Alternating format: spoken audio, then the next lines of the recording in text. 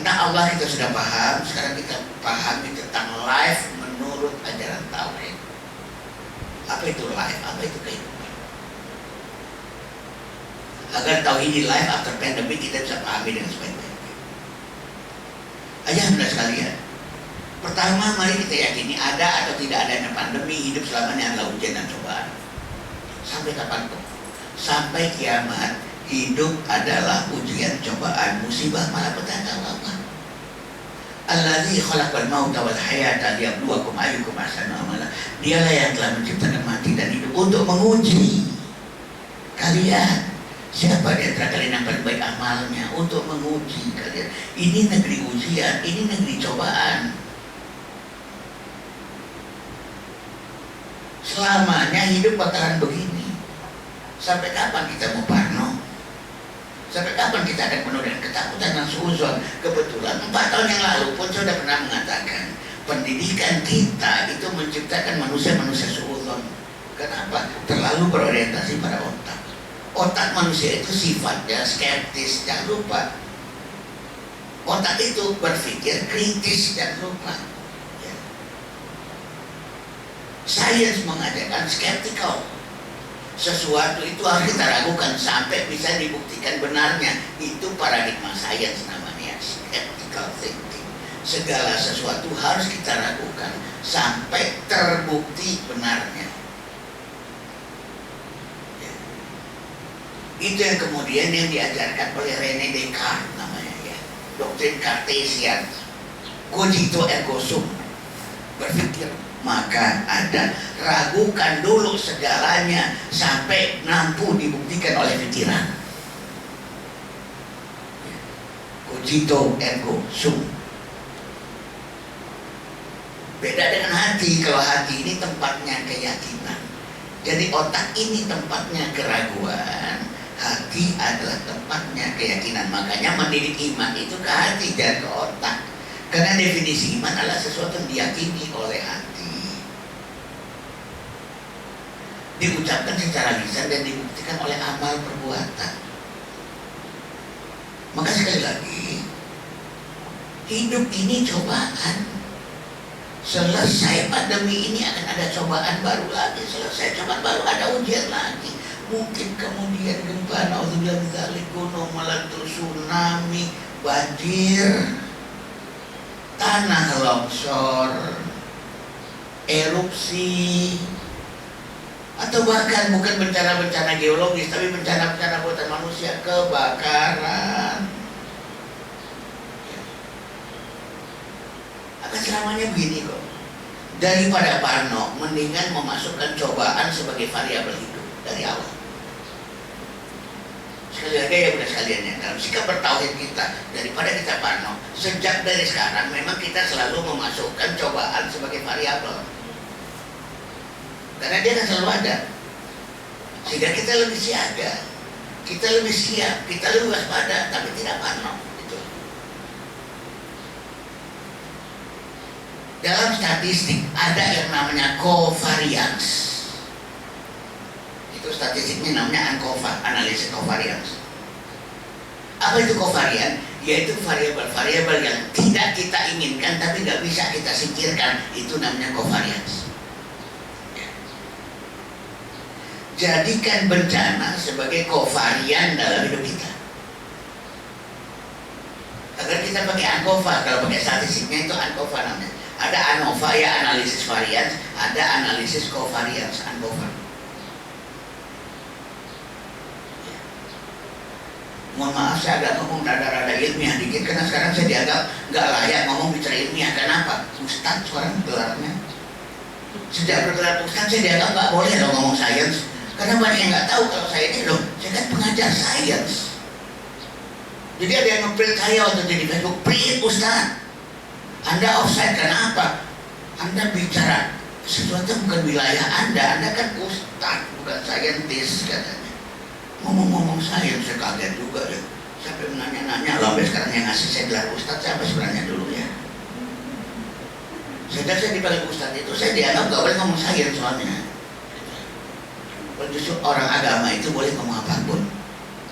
Justru Justru ya orang agama itu boleh ngomong apapun, mau ngomong fisika boleh, biologi boleh. Jangan dibilang offside ya. Saya sedih banget itu dibilang offside. Ustaz offside. Ngomong sesuatu yang berada di luar wilayah kompetensi Ustaz. Padahal dalam dunia sains dikatakan ilmu itu rumahnya satu, pintunya banyak. Lewat pintu kedokteran bisa, lewat pintu psikologi bisa, lewat pintu engineering bisa. Rumahnya cuma satu. Saya nggak perlu dengan sombong-sombong mengatakan, sorry ya ini wilayah psikologi ya, kamu nggak boleh masuk. Yang pertama kali bikin psikotes itu pakai teknik elektro, namanya Leon Westerstone. Yang pertama kali bikin terapi psikologi yang sangat terkenal namanya client center terapi itu kan Rogers itu orang pertanian. Ada alat psikotes yang sangat terkenal tuh, Kraepelin tadi yang menjumlah angka dari bawah ke atas. Itu bukan yang buatan Emil Kraepelin itu psikiater, bukan psikolog. Gak boleh saya mengatakan ini wilayah psikologi ya. Anda orang mana? Dokter, sorry, gak boleh. Gak boleh sombong gitu. Bagi yang mengerti saya, dia tahu kok. Ini rumahnya satu, pintunya ada banyak. Nah gitu. Nah jadi sekali lagi ya, mendingan masukkan musibah bencana sebagai variabel kehidupan. Dia menjadi covarian. Kalau dalam UNCOVA dikatakan unwanted variables, variabel yang tak dikehendaki. Jika tak dapat dikontrol, mendingan dimasukkan sebagai covarian, nanti dikontrol secara statistik. Kalau sesuatu yang tidak bisa dikontrol secara metodologis dapat dikontrol secara statistik, maka gunakan jangan ANOVA tapi UNCOVA, analisis covariance. Dalam hidup tidak boleh masukin aja lah. Hidupnya begitu sampai kapanpun ada musibah. Kemudian yang kedua, keimanan kita dididik. Pemenangnya siapa? Ayyukum ahsanu amalan. Allah jadikan kehidupan ini ujian untuk menguji kalian siapa yang ahsanu amalan, siapa yang terbaik amalnya. Jadi ini ujian amal. Wabah, solusinya apa? Siapa di antara kalian yang amalnya terbaik? Musibah, jangan pernah berhenti diam nangis ya. Menangisi nasib, tolong tetap beramal karena yang Allah akan tanya siapa yang terbaik amalnya. Ujian ini dalam rangka untuk menguji kalian siapa di antara kalian yang terbaik amalnya. Jangan pernah berhenti beramal. Karena justru karya-karya luar biasa, karya-karya jenius, solusi-solusi jenius biasanya akan keluar kalau lagi masalah, lagi ada musibah. Alhamdulillah Masjid Salman ITB mengeluarkan ventilator pertama di Indonesia, yaitu VEN-I. Kenapa? Karena tetap bekerja ketika ada wabah. Dipimpin oleh Dr. Syarif Hidayat dari Teknik Elektro. Saya salut ketika dia ditanya oleh wartawan ya, Anda kenapa nggak di rumah pada saat wabah kayak gini, malah di lab di Masjid Salman ngotak-ngatik ventilator, bikinin ventilator. Beliau mengatakan, aku lebih baik mati berdiri dalam wabah ini daripada mati dalam keadaan memeluk lutut.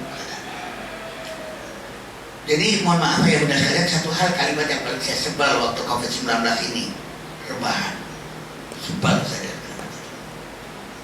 Jika Anda mau rebahan maka Anda akan jadi pahlawan kehidupan. No way. Saya marah dengan kalimat ini. Masa rebahan solusinya? Bekerja solusinya, walaupun di rumah. Work from home. Belajar solusinya, learn from home, stay at home, bukan rebahan. Masa mengkampanyekan rebahan? Allah sudah bilang, ayyukum ahsanu amalan, siapa yang terbaik amalnya. Karya-karya jenius justru lahir dari musibah kayak begini. Saya bikin konsep agile education. Sekarang rajin banget nih saya diminta bicara tentang agile education. Pendidikan yang agile, yang punya agility dalam musibah pun tetap jalan ya. Pendidikan yang tangkas, lincah, adaptif, di mana saja, kapan saja tetap berjalan. Ada musibah, nggak ada musibah tetap berjalan. Saya desain agile education. Kalau lagi nggak ada musibah ini saya juga nggak kepikiran. Agile education itu 4 kali pertemuan pembahasannya. Saya bilang, udah pada minta 4-4-nya, wah keteteran lagi online saya sekarang. Saya bahas agile teacher yang agile itu kayak gimana tuh? Adjust dan anak-anak yang bisa belajar dimanapun kapanpun walaupun dia lagi nggak ada sekolah, tetap di rumah dia tetap belajar tuh kayak gimana tuh? Adjust sudah. Adjust kurikulumnya sendiri kayak gimana?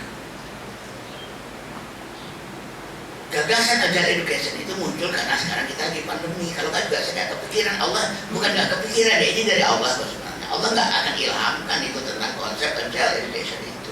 Ayyukum ahsanu amala, menghadapi kehidupan itu siapa di antara kita amalnya terbaik, beramal. Makanya Allah mengatakan menghadapi musibah, satu, fama wahanu lima asobatum fisabilillah, tidak lemah mental apa-apa yang menimpamu di jalan Allah. Yang kedua, wa ma dhaufu, tidak lemah fisik. Yang ketiga, wa mastakanu, tidak lemah aktivitas. Wallahu yuhibbus sabirin, dan Allah mencintai orang-orang yang sabar. Jadi menghadapi musibah itu tiga hal ya. Fama wahanu lima asobatum, tidak lemah mental atas musibah. Apa itu wahan? Cinta dunia, takut mati, ketakutan kematian yang berlebihan, apalagi kematian yang barangkali bagi anak-anak kita membuat kita jadi wahan. Saya kadang-kadang suka bertanya, anak kita itu diakikahkan gak sih? Kok takut banget kalau dia mati gitu? Bukan ingin anggap remeh kematian, bukan naudzubillah min dzalik, ya gak ada niatan saya ngomong gitu.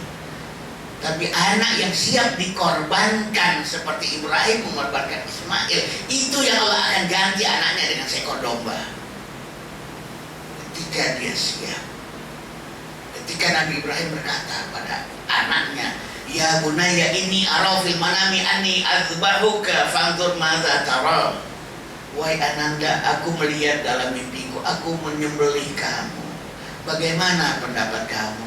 Apa kata Ismail? Ya abatif al-ma tu'mar satajiduni insyaallah minas sabirin. Wahai ayahanda, laksanakan apa yang diperintahkan Allah itu, niscaya engkau akan mendapati aku sebagai orang yang sabar di antara orang-orang yang sabar. Justru ketika Ibrahim siap menyembelih anaknya, mengorbankan anaknya, saat itulah anaknya Allah gantikan dengan seekor domba. Fama wahanu, jangan pernah lemah mental, cinta dunia, takut mati berlebihan. Wama dhaufu, tidak lemah fisik. Ayo, kesehatannya, imunitasnya, kebersihannya jaga. Protokol kesehatan tolong diikuti. Tentang jaga jarak, tentang menggunakan masker dalam kerumunan dan sebagainya. Lakukan ikhtiar-ikhtiar itu baik-baik. Dan kemudian wa mastakanu, kemudian kamu tidak istiqanah, tidak lemah aktivitas. Gak ada tuh cerita rebahannya. Jangan pernah lemah aktivitas selama wabah ini.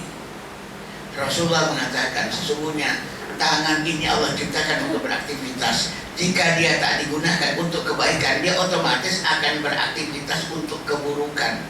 Otomatis. Kenapa? Memang fitrahnya tangan itu beraktivitas.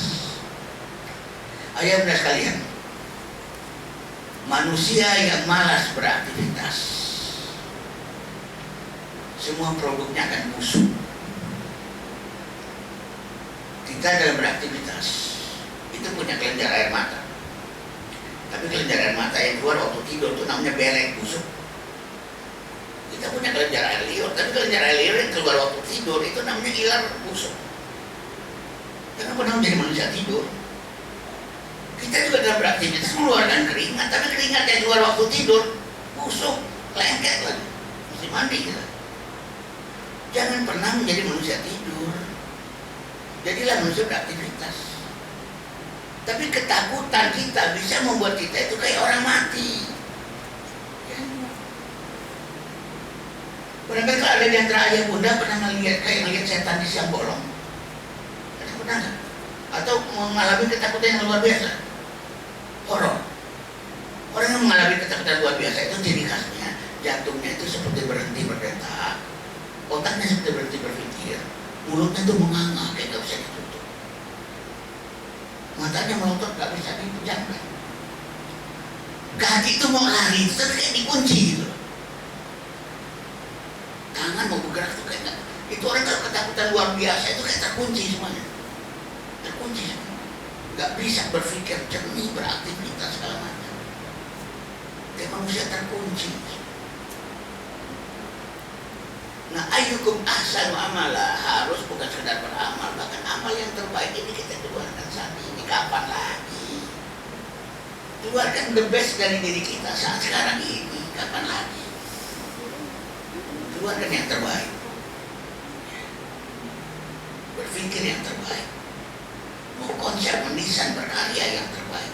Ahsan, karena memang Nabi Ibrahim itu tidak pernah diuji. Wa idh tala Ibrahim rabbuhu bikalimatin fa'atammahun.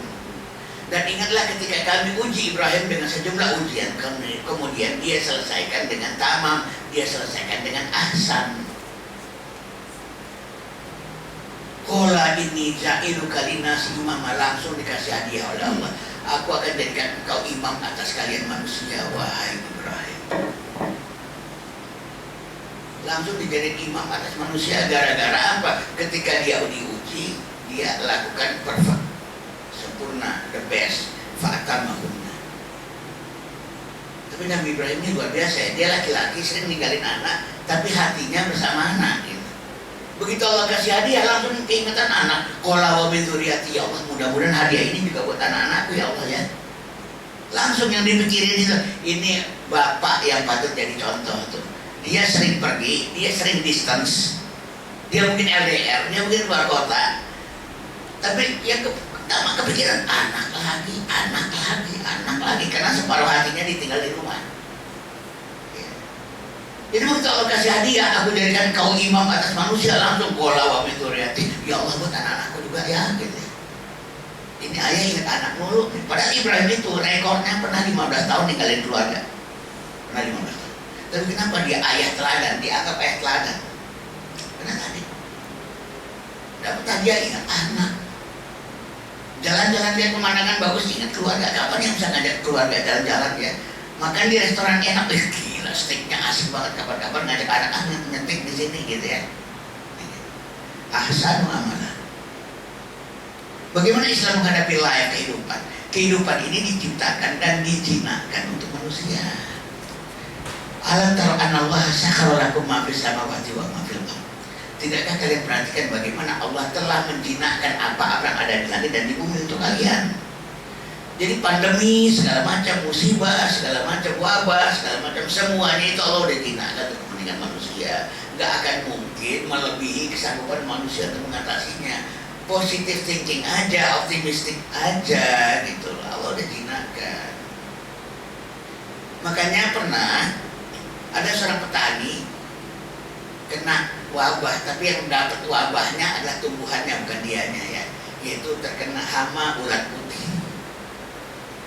Alhamdulillah petaninya keren. Ini petani dari IPB ya, lulusan IPB, dan dia rajin melakukan pertemuan pertanian sedunia, biasanya di Hannover ya, di Jerman ya. Dia juga seringkali mengirimkan buah-buahannya itu ke luar negeri memang, diantaranya buah naga. Itu Sabila Farm namanya, di kilometer 18,5 di Pakem ya, Yogyakarta. Suatu ketika itu ada hama ulat putih menggerogoti buah naganya. Tapi karena dia sadar enggak, harusnya kan binatang ini dijinakkan untuk manusia, kenapa jadi ganggu sekarang? Diajak ngobrol. Nah beliau ini nih kayak orang petani gila gitu ya, suka ngajak ngobrol tumbuhannya. Tiap pagi tumbuhannya diajak ngobrol. Beneran. Assalamualaikum wahai tanamanku, apa kabar? Sehat kan? Semoga Allah berikan kamu kesehatan. Ngomong ke orang gila. Dan disebut ya, jadi bukan dalam hati ya, disebut. Karena petani yang sukses adalah petani yang feminin, yang mampu menyapa tanamannya dengan baik. Dia akan jadi petani sukses. Tangannya itu dingin. Dia bilang, wahai ulat putih, kamu ini kan hamba Allah yang takdirnya telah ditundukkan untuk kepentingan manusia. Kamu kenapa jadi wabah buat aku, buat tanamanku? Ada apa? Apa salahku? Apakah gara-gara aku bertanam buah naga di sini sehingga kamu jadi sulit makan ya, sulit dapat makanan ya? Oke, kalau gitu aku minta maaf. Bagaimana kalau gini aja? Aku buatkan lubang-lubang kayak biopori dengan buah nagaku. Lalu akan aku potong sulur-sulur buah naga ke dalam biopori itu. Kamu makan di situ aja ya, jangan di buah naga aku. Mungkin aku yang salah, gara-gara aku berkebun buah naga, kamu jadi kesulitan dapat makanan. Sekarang aku sediakan makanannya. Benar, habis itu dibikin lubang-lubang kayak biopori gitu. Dipotong-potong itu sulur buah naga, dimasukin. Besoknya memang betul itu ulat putih itu tidak ke buah naga, tapi ke dalam lubang itu. Karena dia sadar sebenarnya makhluk-makhluk ini diciptakan, udah ditundukkan untuk kepentingan manusia. Kalau tahu kemudian dia menjadi ganas, mungkin ada salah kita gitu. Aku salah ya, gara-gara aku tanam buah naga aku menjadi gak dapat makanan ya. Oke, aku sediakan makanan. Benar, masuk. Suatu ketika kemudian ulat-ulatnya tuh jadi gemuk gitu karena makanannya banyak ya. Dia ngomong lagi loh sama ulat putih, hai ulat putih, kamu aku lihat kegemukan sekarang, jadi berlebihan. Mungkin aku juga yang salah. Engkau aku kasih makanan, tapi engkau aku gak kasih predator. Aku janji mulai besok kamu aku kasih predator, mangsa, ya pemangsa. Besoknya dia lepaslah ayam yang makanin ulat putih itu, sehingga terjadi keseimbangan ekologis. Tapi berangkat dari sebuah kesadaran, harusnya binatang ini tidak mengganggu manusia. Karena apa? Seisi alam ini ditundukkan buat kepentingan manusia sebenarnya. Jadi mungkin ada kezaliman manusia terhadap hamba Allah yang lain yang menyebabkan hambanya menjadi mengganas. Kalau aslinya sih enggak. Sehingga ya sudah. Ya. Ini saya selalu banyak dapat ilham dari beliau ya, Pak Gunung Sutopo ini, Pak Gunung Sutopo ini. Luar biasa dia sebagai petani. Kebetulan suami istri dua-duanya dari PB ya, dua-duanya dari PB. Dia sendiri sebenarnya dari pertanahan ya, dia bukan dari agronomi sebenarnya, dia dari pertanahan PB gitu ya. Dan kemudian dia berkembang. Sekarang saya bilang farm itu juga tempat edukasi pertanian ya, mahasiswa tingkat akhir banyak yang tugas akhirnya di sana. Juga ekowisata ya, wisata pertanian, agrowisata.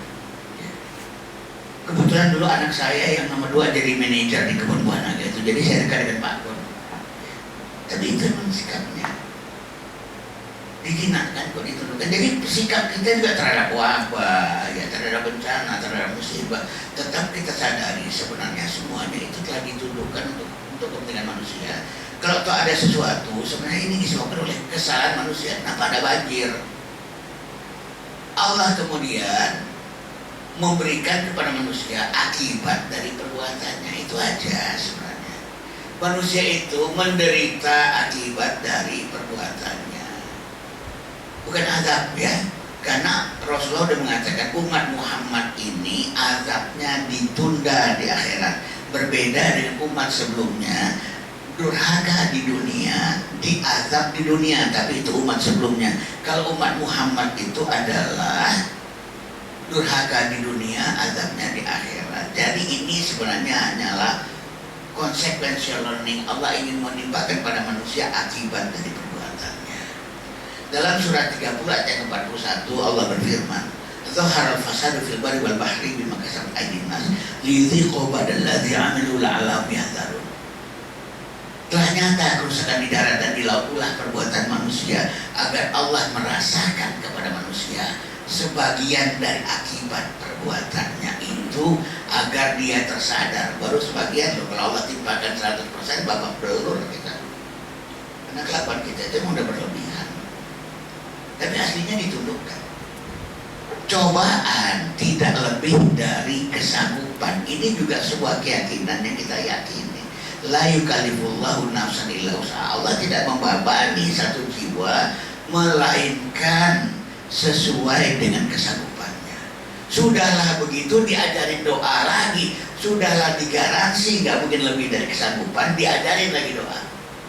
Rabbana la tu'akhidna in nasina aw akhtana. Ya Allah, jangan Engkau murkai kami jika kami dosa atau tersalah. Rabbana wa la tahmil alaina isran kama hamalta 'alal ladzina. Ya Allah, jangan pikulkan kepada kami beban-beban seberat yang Kau pikulkan kepada umat sebelum kami. Rabbana wa la tuhammilna ma la taqata lana. Jangan Kau membebani kami yang beban yang kami tidak sanggup memikulnya.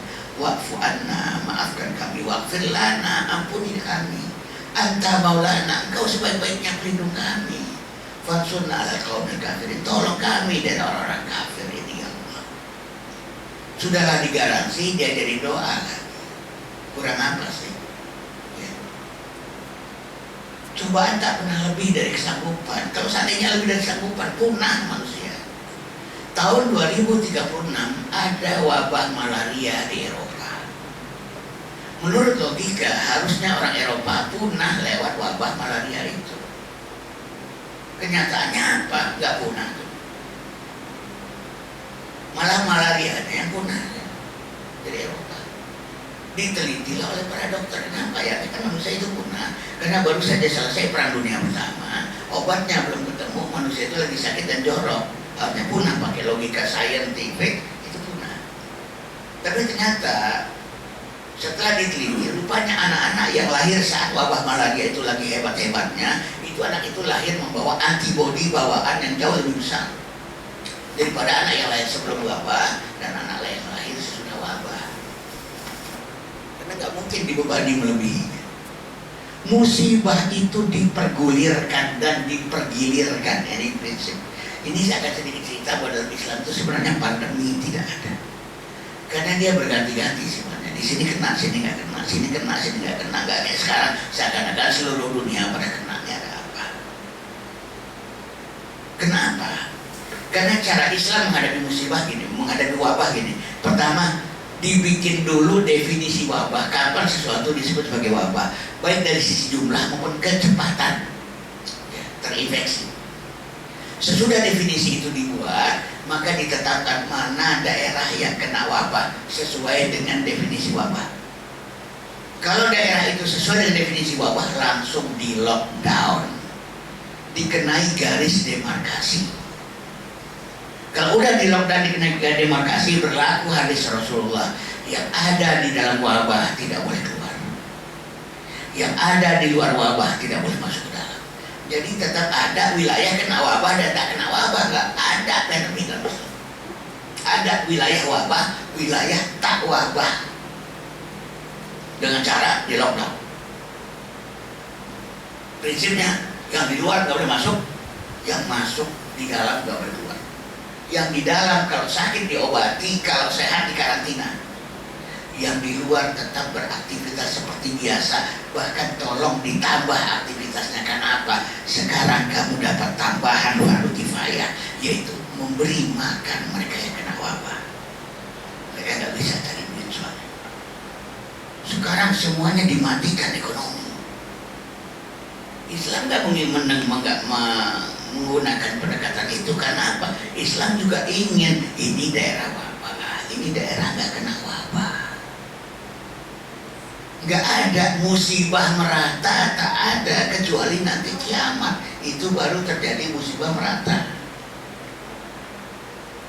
Jadi beda ya, memang paradigma. Saya boleh, saya ini saintis, saya ini psikolog, saya konsultan masih di Kemenristek, bagian di subdeputi SDM Iptek saya masih, tapi saya ingin agama saya lebih tinggi daripada sains saya. Keyakinan saya harus lebih bagus daripada keyakinan saintifik saya.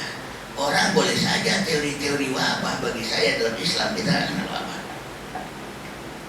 Bukan nggak kenal wabah ya, nggak kenal pandemi. Sesuatu yang merata, seakan-akan semuanya terdampak. Bahkan yang kalau udah begitu, yang sehat pun dikriminalisasi sebagai carrier. Berlakulah seakan-akan ya, asas praduga bersalah, bukan asas praduga tak bersalah. Jadi ini cara Islam. Sehingga dengan demikian ini saling tolong menolong, saling seimbang menyeimbangkan.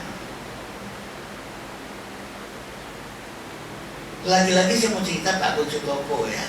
Tahun 2014 dan tahun 2015 kata beliau, Asia terkena La Nina dan El Nino badai, sehingga pertanian Asia anjlok sampai hanya 5% panennya daripada biasa. Se-Asia anjlok. Waktu itu kemudian beliau juga ada pertemuan para petani di Buenos Aires, Argentina. Apa yang terjadi saat Asia dihajar oleh La Nina dan El Nino, saat Afrika justru lagi panen-panen raya, seimbang dan setimbang. Saat ini musibah, justru ini barokah. Saat ini musibah, saat ini di sini barokah.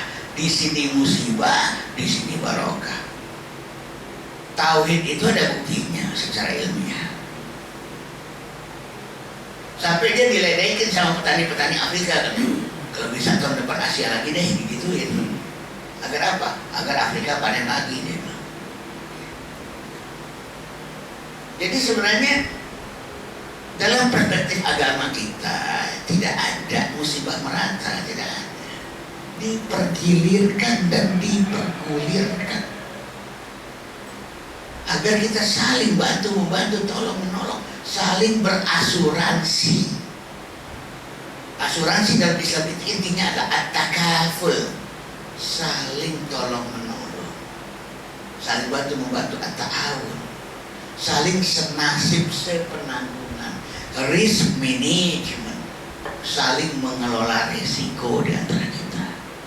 Karena diganti, berganti-gantian, musibah dalam agama ini berganti-gantian.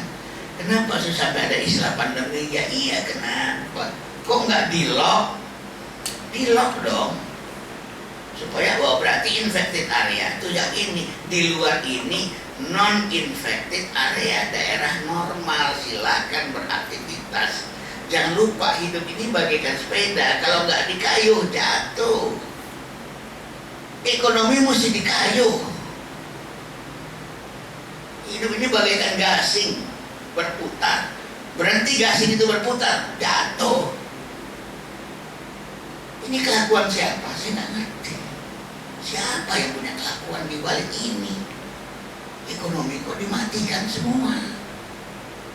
Padahal saat pandemi ini justru orang sehat harus berbuat lebih banyak. Kenapa? Dia punya tugas fardu kifayah sekarang, yaitu menghidupi mereka yang lagi kena wabah. Mereka nggak bisa berbuat apa-apa. Mereka kalau sehat pun nggak dikarantina. Nah, kemudian tadi alam semesta ini punya keseimbangan dan kesetimbangan ya. Sehingga apa yang diperlukan? Menghadapi musibah ini, kehidupan after pandemic ini membutuhkan manusia yang bernyali, yang berani menghadapi risiko kehidupan. Saya membedakan antara berani dengan berani adalah kemampuan untuk menghadapi risiko kematian. Bernyali adalah kemampuan untuk menghadapi risiko kehidupan. Risiko kehidupan itu lebih besar daripada risiko kematian. Banyak orang berani, tapi nggak banyak orang bernyali.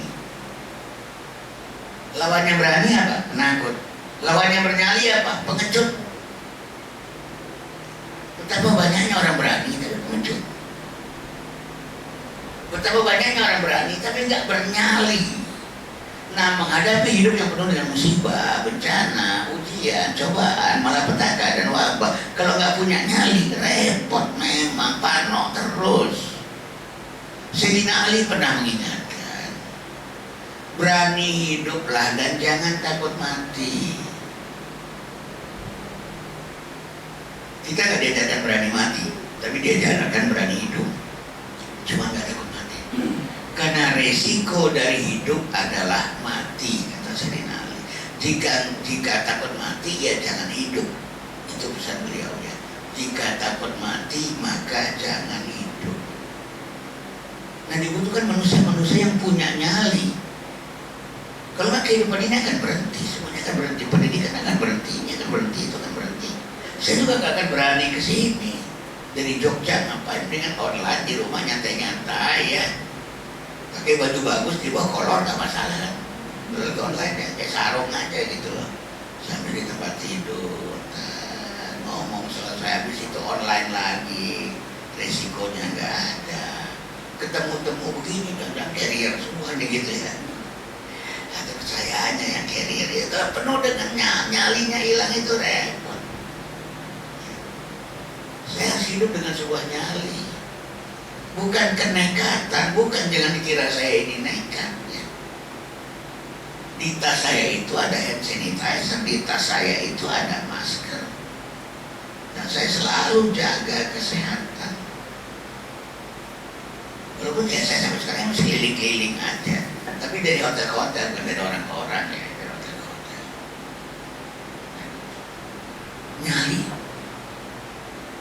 Nyali adalah satu kesanggupan menghadapi risiko kehidupan. Banyak orang berani, tapi nggak banyak orang menyala. Nah ini yang mengakibatkan terganggunya kehidupan karena kita hilang nyali. Kita hilang nyali. Lalu mereka yang masih bernyali kita omel-omelin. Dasar orang Indonesia bandel, udah disuruh PSBB dia masih jalan-jalan aja dan sebagainya gitu ya.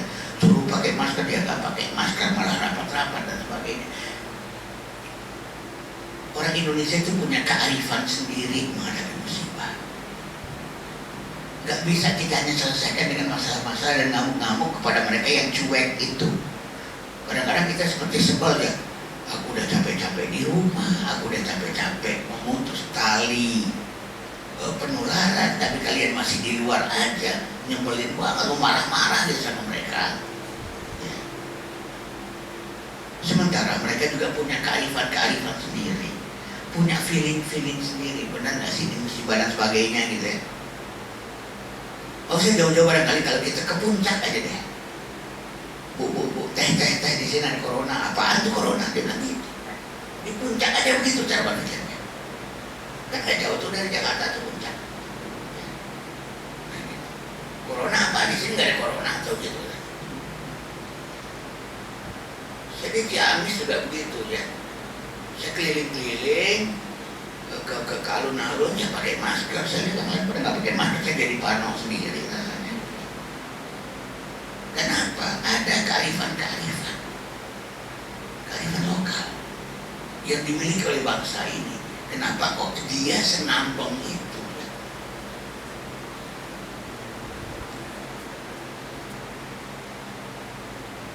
Nah, dibutuhkan entrepreneurship. Entrepreneurship itu tidak sama dengan businessmanship. Kalau businessmanship itu artinya ilmu cari duit, ilmu cari harta, ilmu untuk mengakumulasi aset, itu namanya businessmanship. Kalau entrepreneurship itu adalah ilmu menyiasati hidup, menangani hidup, dan untuk mendapatkan sukses hidup itu namanya entrepreneurship. Menghadapi hidup penuh cobaan, musibah, tantangan dan sebagainya, ini dibutuhkan entrepreneurship. Bagaimana menyiasatinya supaya kita tidak mudah panik, gak mudah bingung. Yang menarik, contoh terbaik dari entrepreneurship itu perempuan, bukan laki-laki, yaitu seorang yang bernama Hajar, istrinya Nabiullah Ibrahim. Ketika dia mendapatkan cobaan gak tanggung-tanggung, ditinggal oleh suaminya di sebuah gurun, di sebuah lembah, fi wadin ghairi dzi zar'in, di sebuah lembah yang gak ada tumbuh-tumbuhan dalamnya. Ditinggal sama anak yang masih kecil, kurma dikasih cuma sedikit, air dikasih sedikit. Sampai Siti Hajar juga nanya, ya namanya Hajar ya, orang Indonesia kan suka nambahin Siti gitu kan ya. Ya suamiku, kenapa engkau tinggalkan kami berdua di sini? Nabi Ibrahim itu jalan tetap nggak menjawab. Kenapa? Air matanya itu berurai. Gak tega dia menghadapi istri dan anaknya di situ. Kenapa engkau tega meninggalkan aku, suamiku? Diam. Oh iya, dia lupa. Gak begini caranya ngomong sama orang bertauhid. Wahai suamiku, Allahkah yang memerintahkan engkau untuk meninggalkan aku? Baru dijawab oleh Ibrahim. Itu juga dengan anggukan di sebelah kanan diangguk. Air matanya masih ngalir. Berangkatlah suamiku, karena insya Allah Allah tak akan menyia-nyiakan kami berdua. Lalu mulailah dia berjuang mencari air Safa Marwah, Safa Marwah, Safa Ini entrepreneurship. Pertama, rasa tanggung jawab itu modal pertama entrepreneurship. Tanggung jawab terhadap bayi yang masih kecil jangan sampai mati. Dan ini luar biasa bagi bunda. Jangan pernah ngajarin bunda bagaimana cara nyelamatin anak. Jangan pernah diajarin. Pinteran bunda. Buat para ayah saya sampaikan ya. Bunda kerja ya bunda ya. Kenapa bunda mesti kerja ya? Ya sampai tahu nanti ayah meninggal muda. Tak anak-anak siapa ngasih makan. Jangan pernah ngajarin perempuan caranya menyelamatkan anak. Lebih jago dia daripada kita laki-laki. Itu seandainya Ismail di tangan Ibrahim, saya rasa mati tuh. Untung dia di tangan Hajar, ibu. Saya bilang laki-laki cengeng tuh yang bilang, hei perempuan, kerja deh. Kalau aku mati muda gimana? Wahai laki-laki, jangan pernah berpikir mati muda. Berpikirlah untuk hidup selama-lamanya. Kalau kamu mati muda, jangan diajarin ke perempuan gimana caranya ngelamatin anak. Pinteran juga dia daripada kita semua. Bukan apa-apa. Saya ini sekarang sedang menghadapi kasus berat. Seorang laki-laki tidak serius mencari nafkah, lalu dia minta istrinya mencari nafkah. Apa yang terjadi? Tentunya respek seorang perempuan sama suami yang model begitu tanpa sadar turun. Dalam keadaan respek turun, dia mencari nafkah, dia bekerja, bertemu lawan jenis, bertemu laki-laki, dalam keadaan respek sama suami lagi turun. Terjadi perselingkuhan. Respek lagi nggak turun aja, tetap aja manusia ini berprinsip. Rumput tetangga emang lebih hijau, suami orang emang lebih keren daripada suamiku. Dalam keadaan nggak ada konflik aja begitu, apalagi respek lagi turun. Terjadi hubungan intens. Ada satu saya dan saudara.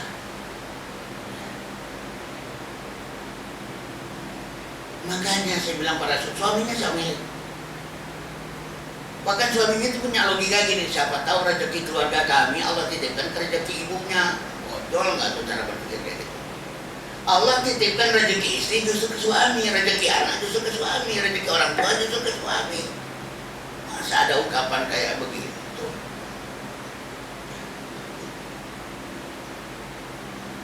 Jadinya saya tegur suaminya, hei suami, begitu ijab kabul terucap, nggak lama sesudah ijab kabul terucap, kamu diminta membaca sirot tahlil. Segera.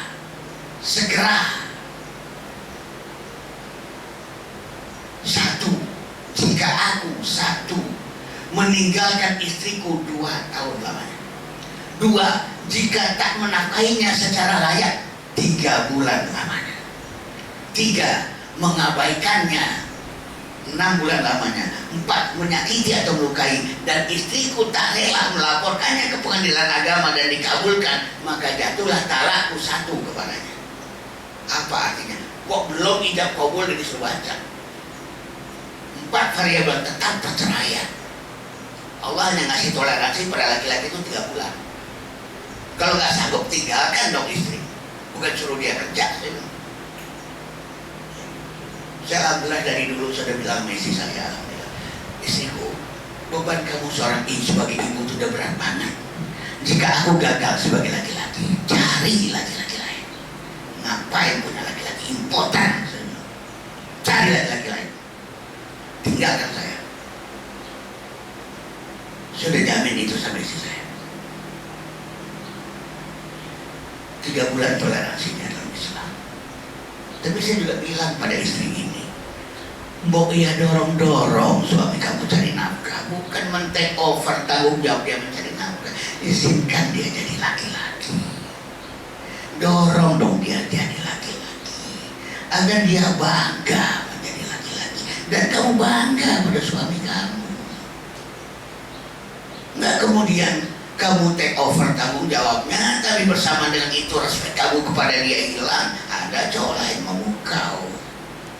Kebetulan hati kamu tidak digenggam oleh suami kamu, hati kamu melayang-layang minta pegangan sana sini. Ada laki-laki yang tahu kalau tangan kamu sedang menggapai-gapai secara psikologis, dipegang tangan kamu. Laki-laki, saya bilang sama suaminya juga, perempuan itu makhluk setia, bukan makhluk peselingkuh. Hatinya hanya untuk satu laki-laki, gak pernah untuk dua laki-laki. Kalau dia kalau dia cinta pada si B, berarti dia udah gak cinta lagi sama si A. Perempuan itu seperti itu, beda sama kita. Kita cowok ini, kita cinta si A tanpa berkurang cinta kita sama si B. Kita cinta si A, si B, si C tanpa berkurang cinta kita pada si D. Makanya dimungkinkan laki-laki itu untuk poligami. Kalau perempuan tidak, dia makhluk setia. Hatinya untuk seorang laki-laki. Si A, kalau dia udah cinta si B, itu pertanda bahwa dia udah gak cinta si A. Perempuan itu gak bisa mencintai si A setengah, mencintai si B setengah, gak bisa. Nah begitu. Dan seterusnya. Ini tentang entrepreneurship. Yang terakhir adalah ayat yang sering dibaca oleh 31 kali keluar dalam surat Ar-Rahman. Fabi ayyi ala'i rabbikuma tukadziban. Inilah ayat yang diulang paling banyak dalam Al-Quran, yaitu 31 kali. Fabi ayyi ala'i rabbikuma tukadziban. Dan atas nikmat Tuhanmu yang mana lagi yang kamu dustakan. Kita dalam menghadapi kondisi wabah semacam ini, menghadapi kehidupan pasca pandemi, jangan seringkali mendustakan nikmat Allah. Akibatnya yang kita lihat itu selalu yang serem-serem, yang takut-takut, yang bahaya-bahaya, yang riskan-riskan, yang beresiko-beresiko. Kita itu sering mendustakan, makanya diulang-ulang sampai ke 31 kali diulang-ulang. Karena kita suka lupa lagi. Nikmat Allah yang mana lagi yang kita lupakan? Coba kita lihat ya. Seandainya tanpa nikmat Allah mungkin anak kita udah jadi anak durhaka. Tanpa nikmat Allah mungkin anak kita itu udah sering mengalami kecelakaan. Tanpa nikmat Allah barangkali anak-anak kita sering dibully. Tanpa nikmat Allah barangkali anak kita itu nggak bisa makan. Janganlah didustakan. Pertolongan Allah itu, nikmat Allah itu udah terlalu banyak buat kita, buat anak kita dan sebagainya. Cuman kita lupa, begitu lupa kita penuh dengan ketakutan demi ketakutan. Saya pernah, walaupun saya marahin ibunya ya, jadinya ada anak TK yang satu kelas istilahnya dulu 0 kecil 0 besar gitu ya. Dia begitu pulang dia kangen sama orang tuanya, ibunya lupa jemput dia. Ibunya itu jadi guru 8 km jaraknya dari TK itu. Begitu dia kangen ibunya, dia jalan 8 km di pinggir jalan yang padat di daerah Sepatan ya, Sepatan Tangerang itu.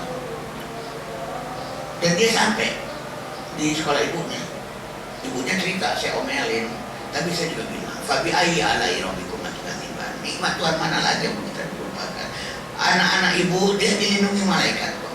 Masih TK ya, walaupun ya saya omelin lah masih TK, tapi kenapa dia bisa selamat? Nikmat Allah itu ada banyak, karunia Allah itu ada banyak. Nah begitu. Nah baik, ayatnya sekalian, saya mungkin lagi ini ya, lagi katarsis sekali. Udah lama nggak ngomong offline, jadi keasikan gitu ya. Ini baru 2 slide ya. Masih ada banyak ini. Ada 9. Tapi sudah ini ada lagi kan. Kalau mau ikut tambahannya silakan ikut lagi. Ya. Tapi tadi emang saya katakan bahwa kalau offline itu Allah itu ngucurin ilmu lewat mulut saya itu ada banyak. Tapi kalau lagi online ya Allah 1,5 jam itu kayaknya bete banget gitu ya. Saya kayak ngelihat ruang hampa kalau offline, atau ngelihat wajah sendiri kalau di Zoom ya, ngelihat wajah sendiri gitu. Ngomong sama diri sendiri gitu. Makanya jadi improvisasinya nggak banyak ya. Kalau ini kenapa saya bisa ngomong macam-macam begini, jangan dikira ini bagian dari ilmu saya yang begitu kaya. Banyak diantara yang saya sampaikan tadi ilmu titipan Allah gitu ya, lewat mulut saya kebetulan. Cuman biasalah manusia suka lupa diri. Saya kadang-kadang kalau udah begitu suka ada gitu, gue gitu ya. Padahal enggak juga, itu ilmu titipan Allah juga yang banyak tadi. Baik ayah bunda sekalian, sementara kita cukupkan dulu. Mungkin kesempatan tanya jawab juga jadi nggak ada gitu ya. Kalau mau ikut sesudah ini juga silahkan, barangkali ya materi-materi Walaupun beberapa hal ya tentunya nanti saya ulang ya, tapi kemudian yang detail-detailnya, nah termasuk yang juga cukup penting sebenarnya, anakmu bukan Tuhan kecilmu ya, karena tanpa sadar kita jadikan anak-anak kita itu Tuhan kecil kita ya, gitu ya. Sehingga kayaknya gimana gitu ya. Baik, sekian saja. Alhamdulillah, fala takunanna minal mumtarin, kebenaran datang dari Tuhanmu. Semoga kita tidak termasuk golongan orang-orang yang fala takunanna minal mumtarin, tidak termasuk orang yang zalim ya. Bila itu budaya. Assalamualaikum warahmatullahi